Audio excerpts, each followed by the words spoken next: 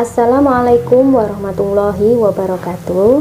Kembali lagi di channel Silna Sabrina. Kali ini kita akan membahas materi tentang perkembangan ekonomi Indonesia pada masa kemerdekaan. Sebelum kita mulai, seperti biasa, marilah kita bersama-sama berdoa terlebih dahulu. Berdoa, mulai. Bismillahirrahmanirrahim. Perkembangan ekonomi Indonesia pada masa kemerdekaan. Pada masa kemerdekaan, keadaan ekonomi bangsa Indonesia masih belum stabil. Hal ini disebabkan oleh masalah-masalah ekonomi yang terjadi saat itu. Masalah-masalah tersebut antara lain sebagai berikut. 1. Permasalahan inflasi. Beberapa bulan setelah proklamasi kemerdekaan, bangsa Indonesia mengalami inflasi yang terlalu tinggi. Inflasi terjadi karena mata uang Jepang beredar secara tak terkendali. Pada saat itu, pemerintah tidak dapat menyatakan mata uang Jepang tidak berlaku karena belum memiliki mata uang sendiri sebagai penggantinya. Kas negara pun kosong. Pajak dan bea masuk sangat kecil. Untuk mengatasi masalah ini, pemerintah mengambil kebijakan berlakunya mata uang Rejavase Bank, mata uang pemerintah Hindia Belanda, dan mata uang pendudukan Jepang. 2. Blokade laut. Blokade laut yang dilakukan oleh Belanda dimulai pada bulan November 1945. Blokade ini menutup pintu keluar masuk perdagangan Indonesia. Akibatnya, barang-barang dagangan milik Indonesia tidak dapat diekspor dan Indonesia tidak dapat memperoleh barang-barang impor yang sangat dibutuhkan. Tujuan Belanda melakukan blokade ini adalah meruntuhkan perekonomian Indonesia. Dalam rangka menghadapi blokade laut ini, pemerintah melakukan berbagai upaya, diantaranya sebagai berikut. Yang pertama adalah melaksanakan program pinjaman nasional. Program pinjaman nasional dilaksanakan oleh Menteri Keuangan Insinyur Surahman dengan persetujuan dari Badan Pekerja Komite Nasional Indonesia Pusat.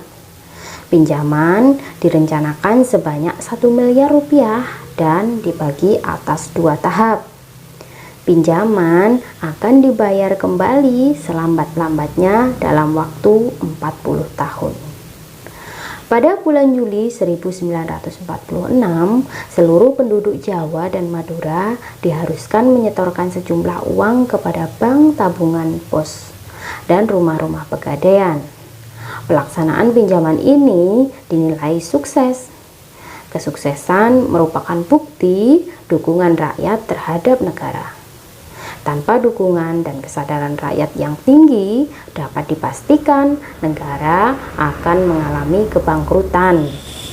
Kemudian yang kedua, melakukan diplomasi ke India.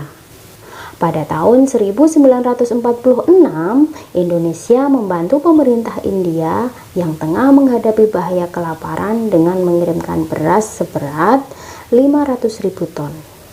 Sebagai imbalannya, pemerintah India menjanjikan akan mengirim bahan pakaian yang sangat dibutuhkan oleh rakyat Indonesia.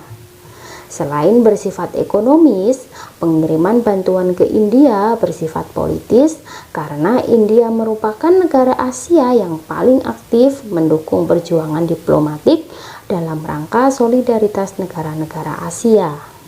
Yang ketiga adalah mengadakan hubungan dagang langsung ke luar negeri. Usaha mengadakan hubungan dagang ke luar negeri itu dirintis oleh Banking and Trading Corporation atau disingkat dengan BTC, suatu badan perdagangan semi pemerintah. BTC berhasil mengadakan kontak dengan perusahaan swasta Amerika Serikat. Dalam transaksi pertama, pihak Amerika Serikat bersedia membeli barang-barang ekspor seperti gula, teh, dan karet. Usaha lain untuk mengadakan hubungan dagang langsung ke luar negeri juga dilakukan melalui Sumatera.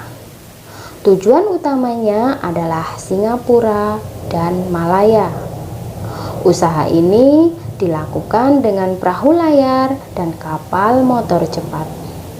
Pelaksanaan penembusan blokade dilakukan oleh Angkatan Laut Republik Indonesia dengan bantuan dari pemerintah daerah penghasil barang-barang ekspor. Melalui upaya ini, Indonesia berhasil menjual barang-barang ekspor dan memperoleh barang-barang impor yang dibutuhkan. Baiklah, sekian dulu pembahasan singkat tentang perkembangan ekonomi Indonesia pada masa kemerdekaan. Semoga bermanfaat, kurang lebihnya mohon maaf. Wassalamualaikum warahmatullahi wabarakatuh. Selamat belajar.